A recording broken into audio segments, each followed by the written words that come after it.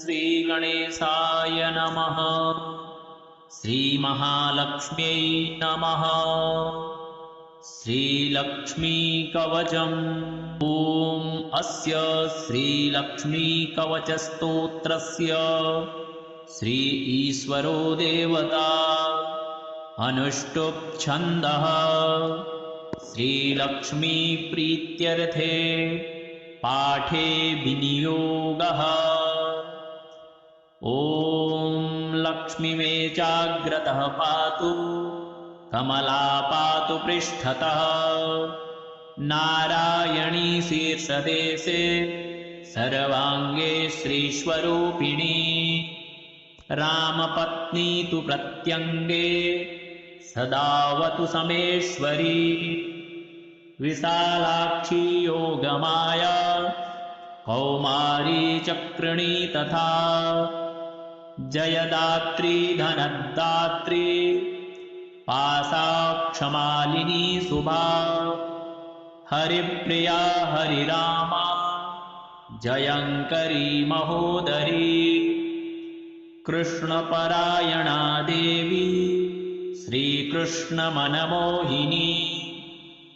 जयङ्करी महारौद्री सिद्धिदात्री शुभङ्करी सुखदा मोक्षदा देवी चित्रकूटनिवासिनी भयं हरतु भक्तानां भवबन्धं विमोच्यतु कवचं तन्महापुण्यं यः पठेद्भक्तिसंयुतः त्रिसन्ध्यमेकसन्ध्यं वा मुच्यते सर्वसङ्कटात् एतत्कवचस्य पठनं धनपुत्रविवर्धनम् भीतिर्विनाशनं चैव त्रिषु लोकेषु कीर्तितम् भूर्जपत्रे समालिख्य रोचना कुङ्कुमेन तु धारणाद्गलदेशे च सर्वसिद्धिर्भविष्यति अपुत्रो लभते पुत्र धनार्थी लभते धनम् मोक्षार्थी मोक्षमाप्नोति कवचस्य प्रसादतः गर्भिणी लभते पुत्रं वन्ध्या च गर्भिणी भवेत् धारयेद्यपि कण्ठे च अथवा वामबाहुके यः पठेन्नियतं भक्त्या स एव विष्णुवद्भवेत् मृत्युव्याधिभयं तस्य नास्ति किञ्चिन्महीतले पठेद्वा पाठयेद्वापि शृणुयात् श्रावयेद्यपि सर्वपापविमुक्तस्तु लभते परमां गतिम् सङ्कटे विपदे घोरे तथा च गहने वने राजद्वारे च नौकायां तथा च रणमध्यतः पठनाद्धारणादस्य जयमाप्नोति निश्चितम् अपुत्रा च तथा वन्ध्या त्रिपक्षं शृणुयाद्यपि सुपुत्रं लभते सा तु दीर्घायुष्कं यशस्विनम् शृणुयाद्यः शुद्धबुद्ध्या द्वौ मासौ विप्रवक्त्रतः सर्वान् कामान् वाप्नोति सर्वबन्धान् विमुच्यते मृतवत्सा जीववत्सा त्रिमासं श्रवणं यदि रोगी रोगाद्विमुच्येत पठनान्मासमध्यतः लिखित्वा भोर्जपत्रे च अथवा ताडपत्रके स्थापयेन्नियतं गेहे नाग्निचौरभयं क्वचित् शृणुयाद्वारयेद्वापि पठेद्वा पाठयेदपि यः पुमान् सततं तस्मिन् प्रसन्नाः सर्वदेवताः। बहुना किमिहोक्तेन सर्वजीवेश्वरेश्वरी आद्यासक्तिर्महालक्ष्मीर्भक्तानुग्रहकारिणी धारके पाठके चैव निश्चला निवसेत् ध्रुवम्। ॐ लक्ष्मी मे चाग्रतः पातु कमला पातु पृष्ठतः नारायणी शीर्षदेशे सर्वाङ्गे श्रीस्वरूपिणी रामपत्नी तु प्रत्यङ्गे सदावतु समेश्वरी विशालाक्षी योगमाया कौमारी चक्रिणी तथा जयदात्री धनदात्री पाशाक्षमालिनी शुभा हरिप्रिया हरिरामा जयङ्करी महोदरी कृष्णपरायणा देवी श्रीकृष्णमनमोहिनी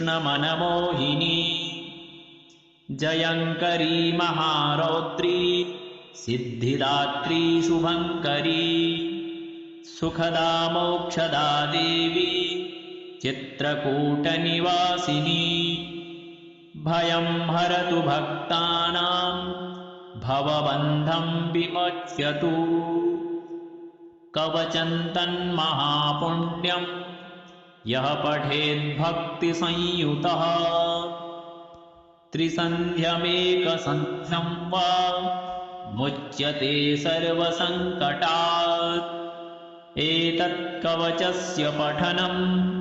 धनपुत्रविवर्धनम् भीतिर्विनाशनं चैव त्रिषु लोकेषु कीर्तितम्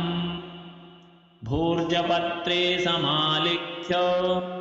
रोचना कुङ्कुमेन तु धारणाद्गलदेशे च सर्वसिद्धिर्भविष्यति अपुत्रो लभते पुत्र धनार्थी लभते धनम् मोक्षार्थी मोक्षमाप्नोति कवचस्य प्रसादतः गर्भिणी लभते पुत्रं वन्ध्या च गर्भिणी भवेत् धारयेद्यपि कण्ठे च अथवा वामबाहुके यः पठेन्नियतं भक्त्या स एव विष्णुवद्भवेत् मृत्युव्याधिभयं तस्य नास्ति किञ्चिन्महीतले पठेद्वा पाठयेद्वापि शृणुयात् श्रावयेद्यपि सर्वपापविमुक्तस्तु लभते परमां गतिम् सङ्कटे विपदि घोरे तथा च गहने वने राजद्वारे च नौकायां तथा च रणमध्यतः पठनाद्धारणादस्य जयमाप्नोति निश्चितम् अपुत्रा च तथा वन्ध्या त्रिपक्षं शृणुयाद्यपि सुपुत्रं लभते सा तु दीर्घायुष्कं यशस्विनम् शृणुयाद्यः शुद्धबुद्ध्या द्वौ मासौ विप्रवक्त्रतः सर्वान् कामान् वाप्नोति सर्वबन्धान् विमुच्यते मृतवत्सा जीववत्सा त्रिमासं श्रवणं यदि रोगी रोगाद्विमुच्येत पठनान्मासमध्यतः लिखित्वा भूर्जपत्रे च अथवा ताडपत्रके स्थापयेन्नियतं गेहे नाग्निचौरभयं क्वचित् शृणुयाद्वारयेद्वापि पठेद्वा पाठयेदपि यः पुमान् सततं तस्मिन् प्रसन्नाः सर्वदेवताः बहुना किमिहोक्तेन सर्वजीवेश्वरेश्वरी आद्यासक्तिर्महालक्ष्मीर्भक्तानुग्रहकारिणी धारके पाठके चैव निश्चला निवसेत् ध्रुवम् ॐ लक्ष्मी मे चाग्रतः पातु कमला पातु पृष्ठतः नारायणी शीर्षदेशे सर्वाङ्गे श्रीस्वरूपिणी रामपत्नी तु प्रत्यङ्गे सदावतु समेश्वरी विशालाक्षी योगमाया कौमारी चक्रिणी तथा जयदात्री धनदात्री पाशाक्षमालिनी शुभा हरिप्रिया हरिरामा जयङ्करी महोदरी कृष्णपरायणा देवी श्रीकृष्णमनमोहिनी जयङ्करी महारौद्री सिद्धिदात्री शुभङ्करी सुखदा मोक्षदा देवी चित्रकूटनिवासिनी भयं हरतु भक्तानां भवबन्धं विमोच्यतु कवचं तन्महापुण्यं यः पठेद्भक्तिसंयुतः त्रिसन्ध्यमेकसन्ध्यं वा मुच्यते सर्वसङ्कटात् एतत् कवचस्य पठनं धनपुत्रविवर्धनम् भीतिर्विनाशनं चैव त्रिषु लोकेषु कीर्तितम् भूर्जपत्रे समालिख्य रोचना कुङ्कुमेन तु धारणाद्गलदेशे च सर्वसिद्धिर्भविष्यति अपुत्रो लभते पुत्र धनार्थी लभते धनम् मोक्षार्थी मोक्षमाप्नोति कवचस्य प्रसादतः गर्भिणी लभते पुत्रं वन्ध्या च गर्भिणी भवेत् धारयेद्यपि कण्ठे च अथवा वामबाहुके यः पठेन्नियतं भक्त्या स एव विष्णुवद्भवेत् मृत्युव्याधिभयं तस्य नास्ति किञ्चिन्महीतले पठेद्वा पाठयेद्वापि शृणुयात् श्रावयेद्यपि सर्वपापविमुक्तस्तु लभते परमां गतिम् सङ्कटे विपदे घोरे तथा च गहने वने राजद्वारे च नौकायां तथा च रणमध्यतः पठनाद्धारणादस्य जयमाप्नोति निश्चितम् अपुत्रा च तथा वन्ध्या त्रिपक्षं शृणुयाद्यपि सुपुत्रं लभते सा तु दीर्घायुष्कं यशस्विनम्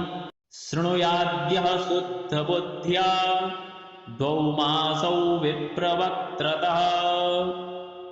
सर्वान् कामान् वाप्नोति सर्वबन्धान् विमुच्यते मृतवत्सा जीववत्सा त्रिमासं श्रवणं यदि रोगी रोगाद्विमुच्येत पठनान्मासमध्यतः लिखित्वा भोर्जपत्रे च अथवा ताडपत्रके स्थापयेन्नियतं गेहे नाग्निचौरभयं क्वचित् शृणुयाद्वारयेद्वापि पठेद्वा पाठयेदपि यः पुमान् सततं तस्मिन् प्रसन्नाः सर्वदेवताः बहुना किमिहोक्तेन सर्वजीवेश्वरेश्वरी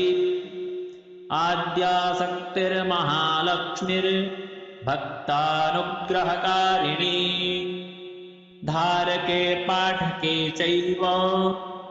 निश्चला निवसेद्ध्रुवम्। ॐ लक्ष्मी मे चाग्रतः पातु कमला पातु पृष्ठतः नारायणी शीर्षदेशे सर्वाङ्गे श्रीस्वरूपिणी रामपत्नी तु प्रत्यङ्गे सदावतु समेश्वरी विशालाक्षी योगमाया कौमारी चक्रिणी तथा जयदात्री धनदात्री पाशाक्षमालिनी शुभा हरिप्रिया हरिरामा जयङ्करी महोदरी कृष्णपरायणा देवी श्रीकृष्णमनमोहिनी जयङ्करी महारौद्री सिद्धिदात्री शुभङ्करी सुखदा मोक्षदा देवी चित्रकूटनिवासिनी भयं हरतु भक्तानां भवबन्धं विमोच्यतु कवचं तन्महापुण्यं यः पठेद्भक्तिसंयुतः त्रिसन्ध्यमेकसन्ध्यं वा मुच्यते सर्वसङ्कटात् एतत् कवचस्य पठनं धनपुत्रविवर्धनम् भीतिर्विनाशनं चैव त्रिषु लोकेषु कीर्तितम् भूर्जपत्रे समालिख्य रोचना कुङ्कुमेन तु धारणाद्गलदेशे च सर्वसिद्धिर्भविष्यति अपुत्रो लभते पुत्र धनार्थी लभते धनम् मोक्षार्थी मोक्षमाप्नोति कवचस्य प्रसादतः गर्भिणी लभते पुत्रम् वन्ध्या च गर्भिणी भवेत् धारयेद्यपि कण्ठे च अथवा वामबाहुके यः पठेन्नियतं भक्त्या स एव विष्णुवद्भवेत् मृत्युव्याधिभयं तस्य नास्ति किञ्चिन्महीतले पठेद्वा पाठयेद्वापि शृणुयात् श्रावयेद्यपि सर्वपापविमुक्तस्तु लभते परमां गतिम् सङ्कटे विपदे घोरे तथा च गहने वने राजद्वारे च नौकायां तथा च रणमध्यतः पठनाद्धारणादस्य जयमाप्नोति निश्चितम् अपुत्रा च तथा वन्ध्या त्रिपक्षं शृणुयाद्यपि सुपुत्रं लभते सातु दीर्घायुष्कं यशस्विनं शृणुयाद्यः शुद्धबुद्ध्या द्वौ मासौ विप्रवक्त्रतः सर्वान् कामान् वाप्नोति सर्वबन्धान् विमुच्यते मृतवत्सा जीववत्सा त्रिमासं श्रवणं यदि रोगी रोगाद्विमुच्येत पठनान्मासमध्यतः लिखित्वा भोर्जपत्रे च अथवा ताडपत्रके स्थापयेन्नियतं गेहे नाग्निचौरभयं क्वचित् शृणुयाद्वारयेद्वापि पठेद्वा पाठयेदपि यः पुमान् सततं तस्मिन् प्रसन्नाः सर्वदेवताः बहुना किमिहोक्तेन सर्वजीवेश्वरेश्वरी आद्यासक्तिर्महालक्ष्मीर्भक्तानुग्रहकारिणी धारके पाठके चैव निश्चला निवसे ध्रुवम्। ॐ लक्ष्मी मे चाग्रतः पातु कमला पातु पृष्ठतः नारायणी शीर्षदेशे सर्वाङ्गे श्रीस्वरूपिणी रामपत्नी तु प्रत्यङ्गे सदावतु समेश्वरी विशालाक्षी योगमाया कौमारी चक्रिणी तथा जयदात्री धनदात्री पाशाक्षमालिनी शुभा हरिप्रिया हरिरामा जयङ्करी महोदरी कृष्णपरायणा देवी श्रीकृष्णमनमोहिनी जयङ्करी महारौद्री सिद्धिदात्री शुभङ्करी सुखदा मोक्षदा देवी चित्रकूटनिवासिनी भयं हरतु भक्तानां भवबन्धं विमोच्यतु कवचं तन्महापुण्यं यः पठेद्भक्तिसंयुतः त्रिसन्ध्यमेकसन्ध्यं वा मुच्यते सर्वसङ्कटात् एतत् कवचस्य पठनं धनपुत्रविवर्धनम् भीतिर्विनाशनं चैव त्रिषु लोकेषु कीर्तितम् भूर्जपत्रे समालिख्य रोचना कुङ्कुमेन तु धारणाद्गलदेशे च सर्वसिद्धिर्भविष्यति अपुत्रो लभते पुत्र धनार्थी लभते धनम् मोक्षार्थी मोक्षमाप्नोति कवचस्य प्रसादतः गर्भिणी लभते पुत्रं वन्ध्या च गर्भिणी भवेत् धारयेद्यपि कण्ठे च अथवा वामबाहुके यः पठेन्नियतं भक्त्या स एव विष्णुवद्भवेत् मृत्युव्याधिभयं तस्य नास्ति किञ्चिन्महीतले पठेद्वा पाठयेद्वापि शृणुयात् श्रावयेद्यपि सर्वपापविमुक्तस्तु लभते परमां गतिम् सङ्कटे विपदे घोरे तथा च गहने वने राजद्वारे च नौकायां तथा च रणमध्यतः पठनाद्धारणादस्य जयमाप्नोति निश्चितम् अपुत्रा च तथा वन्ध्या त्रिपक्षं शृणुयाद्यपि सुपुत्रं लभते सा तु दीर्घायुष्कं यशस्विनम् शृणुयाद्यः शुद्धबुद्ध्या द्वौ मासौ विप्रवक्त्रतः सर्वान् कामान् वाप्नोति सर्वबन्धान् विमुच्यते मृतवत्सा जीववत्सा त्रिमासं श्रवणं यदि रोगी रोगाद्विमुच्येत पठनान्मासमध्यतः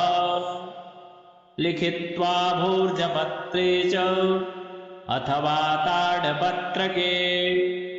स्थापयेन्नियतं गेहे नाग्निचौरभयं क्वचित्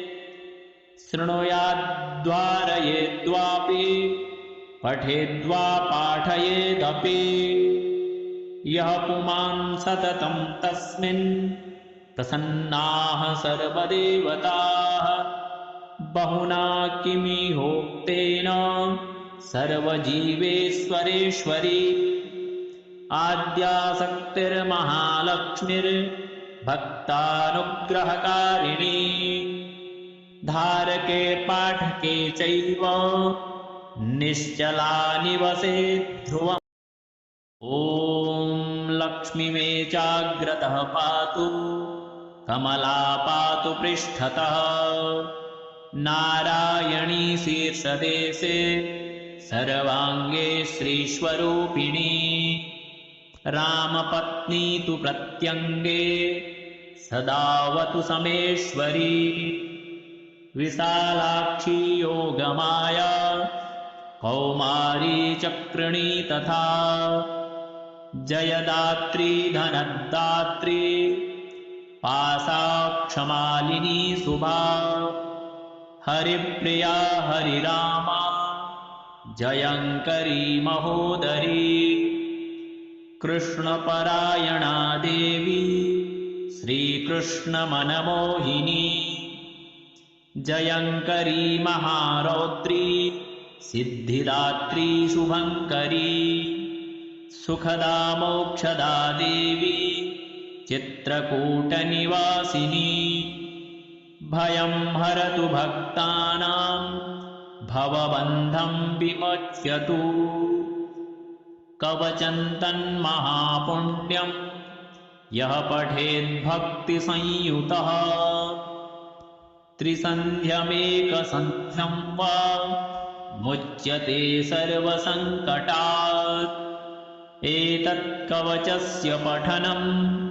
धनपुत्रविवर्धनम् भीतिर्विनाशनं चैव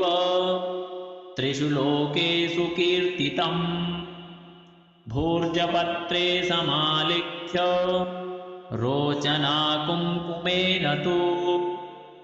धारणाद्गलदेशे च सर्वसिद्धिर्भविष्यति अपुत्रो लभते पुत्र धनार्थी लभते धनम् मोक्षार्थी मोक्षमाप्नोति कवचस्य प्रसादतः गर्भिणी लभते पुत्रं वन्ध्या च गर्भिणी भवेत् धारयेद्यपि कण्ठे च अथवा वामबाहुके यः पठेन्नियतं भक्त्या स एव विष्णुवद्भवेत् मृत्युव्याधिभयं तस्य नास्ति किञ्चिन्महीतले पठेद्वा पाठयेद्वापि शृणुयात् श्रावयेद्यपि सर्वपापविमुक्तस्तु लभते परमां गतिम् सङ्कटे विपदि घोरे तथा च गहने वने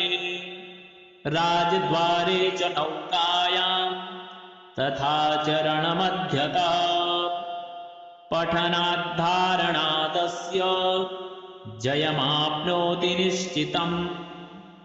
अपुत्रा च तथा वन्ध्या त्रिपक्षं शृणुयाद्यपि सुपुत्रं लभते सा तु दीर्घायुष्कं यशस्विनम् शृणुयाद्यः शुद्धबुद्ध्या द्वौ मासौ विप्रवक्त्रतः सर्वान् कामान् वाप्नोति सर्वबन्धान् विमुच्यते मृतवत्सा जीववत्सा त्रिमासं श्रवणं यदि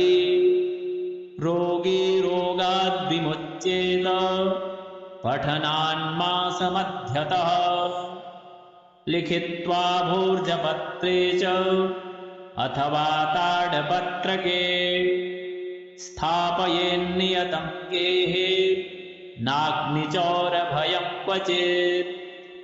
शृणुयाद्वारयेद्वापि पठेद्वा पाठयेदपि यः पुमान् सततं तस्मिन् प्रसन्नाः सर्वदेवताः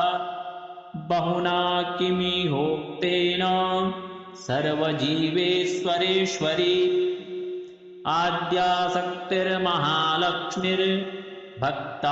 आद्यासक्तिर्महालक्ष्मीर्भक्तानुग्रहकारिणी धारके पाठके चैव निश्चला निवसेत् ध्रुवम्। ॐ लक्ष्मी मे चाग्रतः पातु, कमला पातु पृष्ठतः, नारायणी शीर्षदेशे सर्वाङ्गे श्रीस्वरूपिणी, रामपत्नी तु प्रत्यङ्गे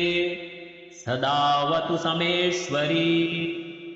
विशालाक्षी योगमाया कौमारी चक्रिणी तथा, जयदात्री धनदात्री पाशाक्षमालिनी शुभा, हरिप्रिया हरिरामा जयङ्करी महोदरी, कृष्णपरायणा देवी श्रीकृष्णमनमोहिनी, जयङ्करी महारौद्री सिद्धिदात्री शुभङ्करी, सुखदा मोक्षदा देवी चित्रकूटनिवासिनी, भयं हरतु भक्तानां भवबन्धं विमोच्यतु, कवचं तन्महापुण्यं यः पठेद्भक्तिसंयुतः, त्रिसन्ध्यमेकसन्ध्यं वा मुच्यते सर्वसङ्कटात्, एतत्कवचस्य पठनं धनपुत्रविवर्धनम्, भीतिर्विनाशनं चैव त्रिषु लोकेषु कीर्तितम्, भूर्जपत्रे समालिख्य रोचना कुङ्कुमेन तु, धारणाद्गलदेशे च सर्वसिद्धिर्भविष्यति, अपुत्रो लभते पुत्र धनार्थी लभते धनम्, मोक्षार्थी मोक्षमाप्नोति कवचस्य प्रसादतः, गर्भिणी लभते पुत्रं वन्ध्या च गर्भिणी भवेत्, धारयेद्यपि कण्ठे च अथवा वामबाहुके, यः पठेन्नियतं भक्त्या स एव विष्णुवद्भवेत्, मृत्युव्याधिभयं तस्य नास्ति किञ्चिन्महीतले, पठेद्वा पाठयेद्वापि शृणुयाच्छ्रावयेद्यपि, सर्वपापविमुक्तस्तु लभते परमां गतिम्,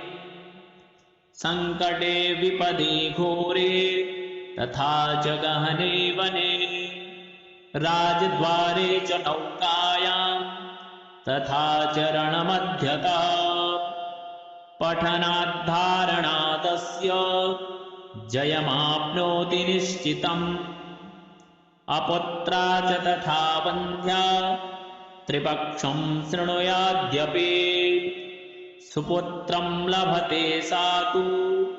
दीर्घायुष्कं यशस्विनम्, शृणुयाद्यः शुद्धबुद्ध्या द्वौ मासौ विप्रवक्त्रतः, सर्वान् कामान् वाप्नोति सर्वबन्धान् विमुच्यते,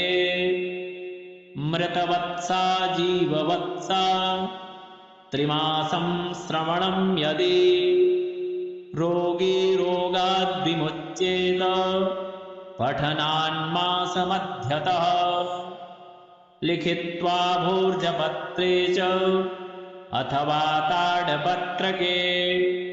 स्थापयेन्नियतं गेहे नाग्निचौरभयं क्वचित्, शृणुयाद्वारयेद्वापि पठेद्वा पाठयेदपि, यः पुमान् सततं तस्मिन् प्रसन्नाः सर्वदेवताः, बहुना किमिहोक्तेन सर्वजीवेश्वरेश्वरी, आद्यासक्तिर्महालक्ष्मीर्भक्तानुग्रहकारिणी,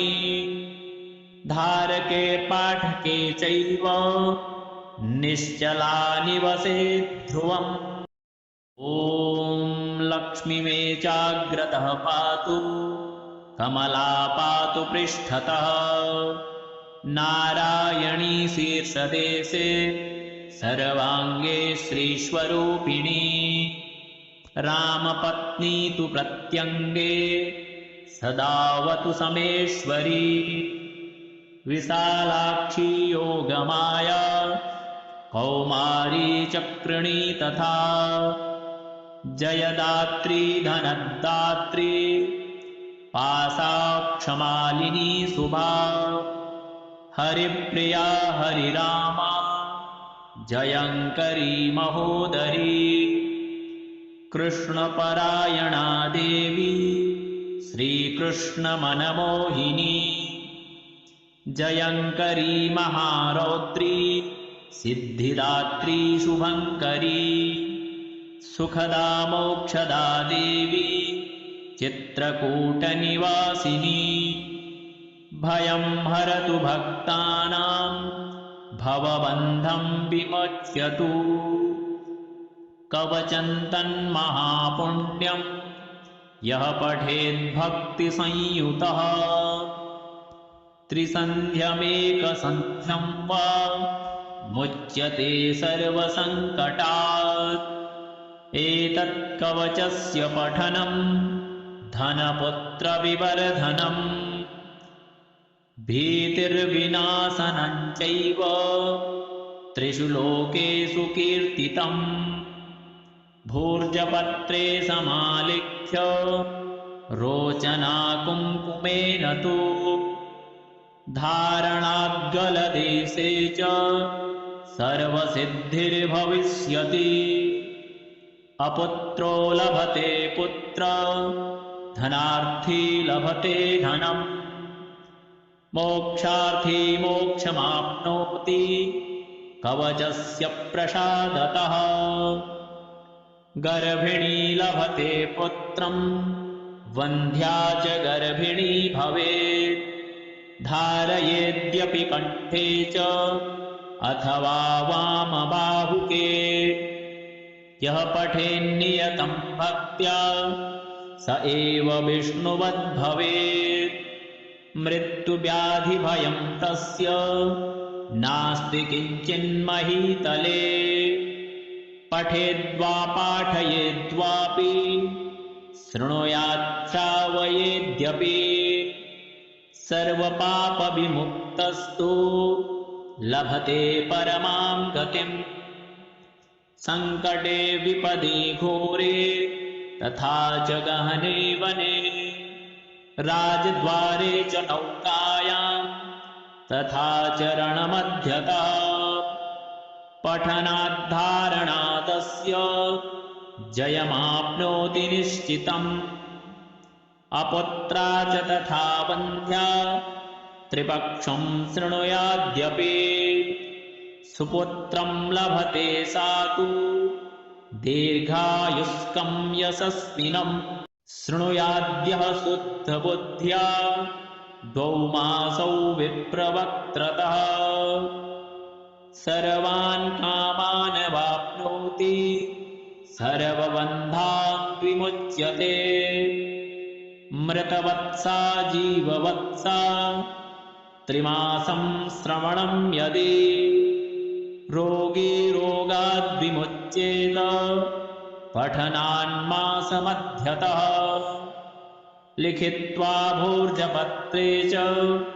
अथवा ताडपत्रके,